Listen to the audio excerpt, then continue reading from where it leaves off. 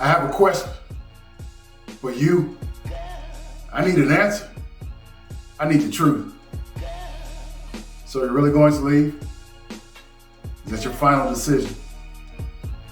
I don't know how long you've been in a relationship. I don't know what you've tried to do to make it work. But obviously, whatever you tried didn't work. And now you are ready to leave. But before you leave, let me talk to you for a minute. Let me ask you some questions. It's obvious that your significant other is doing something that you don't like, something that you can't put up with anymore. There is something in the relationship that says, you know what, let's quit. We can't do this anymore. And I'm not the relationship guru. I'm not telling you to stay with anyone. You know, things happen for a reason. Some people stay together, some people don't. But I want to make sure you're making the right decision based on all the information. That's all I want to do.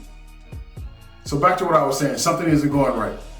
There's something about your significant other that makes you feel a certain way. And it's probably anger. It may be sadness. It may be disappointment. But it's something that is getting under your skin to the point where, you know what, I can't deal with this anymore. So I ask you this, what happens when you feel that way? What are you thinking? No matter what it is that they're doing, what are you thinking? You're thinking that you don't want them to do that. So you're thinking about what you don't want. And while you're thinking about what you don't want, it causes you to feel sadness, disappointment, judgment, anger, a bad emotion. So in that relationship, once you start thinking that way, after they've already done whatever act that you don't like, they've already done it. It's over. They did it. Now you're feeling a certain way. And every action you take in that relationship now gets the attachment of that feeling to that action. And guess who gets to get that action? The other person. And I'm sure that action doesn't make them feel well either. And I'm sure they're thinking about that action as something that they don't want as well. So then they feel a certain way and then they take more actions. You see where I'm going here? Now you're in this cycle. Both of you are taking actions. Both of you are feeling bad. And it's all part of this relationship. Of course it's not going to work out. Of course you're going to end it. But what if you stopped and you really started to think about this? And instead of getting upset, instead of getting disappointed, instead of being sad, instead of thinking about what you don't want, which causes those emotions, you accept the fact that your significant other took that action. You accept it. It is what it is. It happened. And then you now discuss what you want. And you have that discussion, not from a place of disappointment, sadness, or anger, but guess where that comes from? It comes from a place of love.